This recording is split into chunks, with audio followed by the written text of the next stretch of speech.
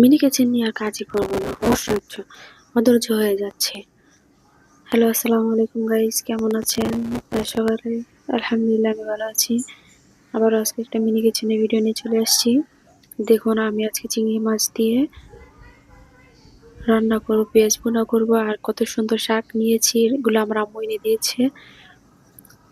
তো সুন্দর কথা, রান্না করতে গেলাম, রান্না করতে যেয়ে যে কি কাণ্ডটা নেই আমার হলো। আমার কাছে এখন পাতিলাও নেই যে রান্না করে দেখাবো, চুলাটাও নেই যে এখন রান্না করব অন্য চুলায়। এই ছোট্ট চুলায় রান্না করতে করতে একেবারে বিরক্ত হয়ে যাচ্ছি। আগুন ধরাতে যে খুব কষ্ট হয় কি পরিমাণ। তারপরে হচ্ছে যে আবার কড়াইটা ভেঙে গেছে, দেখছেন, এক পাশে আরেক পাশে একটু বেজে আছে। এটাও আজকে কি হলো দেখতেই থাকুন শেষ পর্যন্ত, তাহলে কাহিনীটা বুঝতে পারবেন কি কি হয়েছে আজকে আমার সাথে। মিনি কিচেন নিয়ে কাজ করতে গিয়ে যে আমার কত কিছু যে ভাঙতে হইতেছে।